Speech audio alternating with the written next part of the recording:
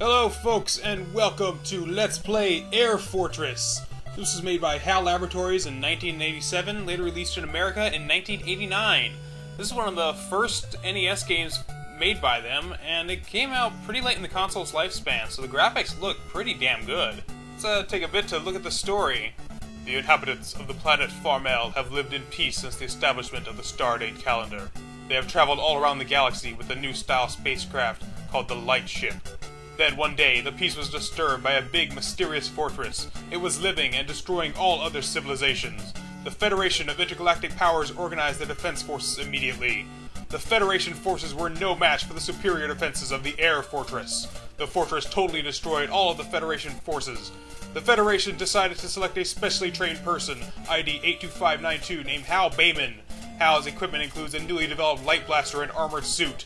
Now Hal departs to destroy the fortress and save Farmel. Alright, pretty standard space opera plot. This is just great graphics for the NES. That looks awesome. You can't tell that there's more than 4 colors in a 8x8 section. You are approaching the first Air Fortress. This is a game that is half space shooter, half exploring Metroidvania. So you start off in the approach stages, and you have 3 lives. If you hit anything, you will die instantly.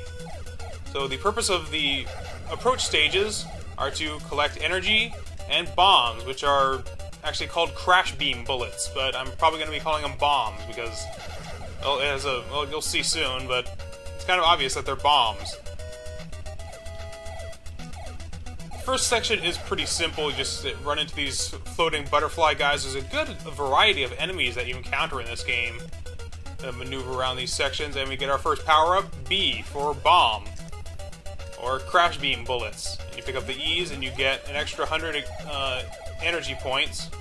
You want to try to collect as many of these as possible before entering the main section of the game, before entering the actual airship. That's the purpose of these approach stages. I always felt that planetoid in the back looked like a brain.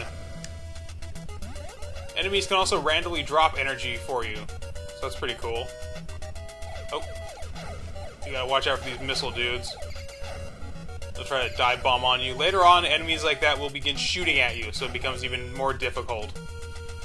But the first stage you should be able to get through fairly easily. I'm using a turbo controller for this, but you can also just press it normally. And once you reach the destination, your player will automatically slide down to the bottom of the screen and approach.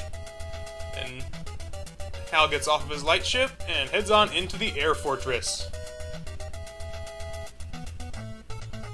You are now entering the Air Fortress.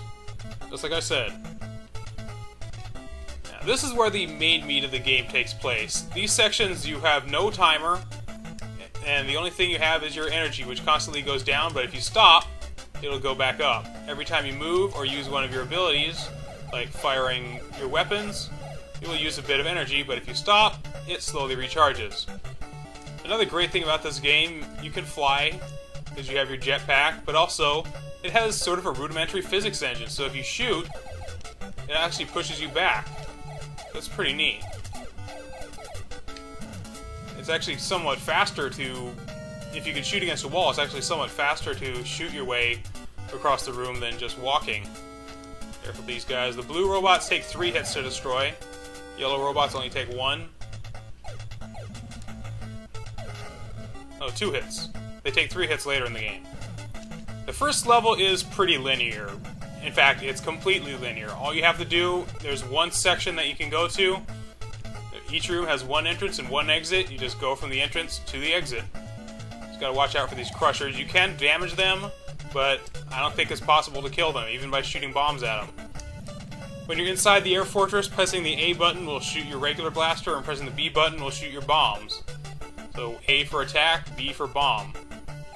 You also have these force field generator guys. You'll definitely want to take them out, because if you try to pass underneath them or on top of them, they're going to shoot you, and that will not end well for you.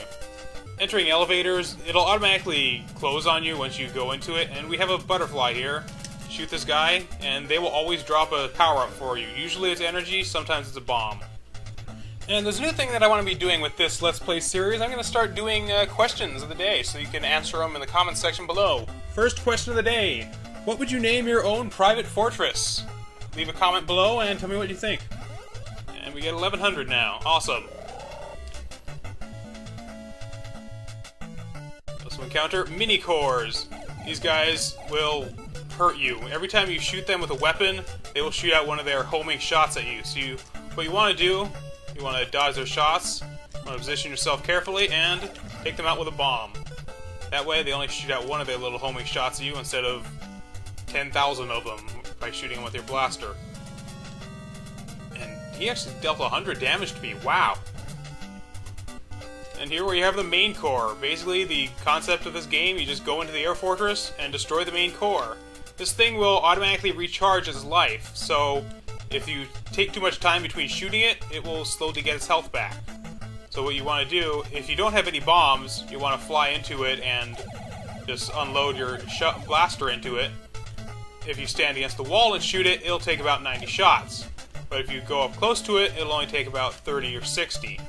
Or, you can just stand here and use a couple of bombs on it, and it goes away like that. Once you destroy the core, everything goes black, and you now have to find your way out of the air fortress before it explodes. Oh look, here's our escape pod. Yeah, the first level is incredibly linear, and there's really no way to lose if you know what the hell you're doing. It's definitely a introductory stage, because it doesn't want to just throw death at you starting out. But we are now approaching the second air fortress, which we'll get into in the next episode.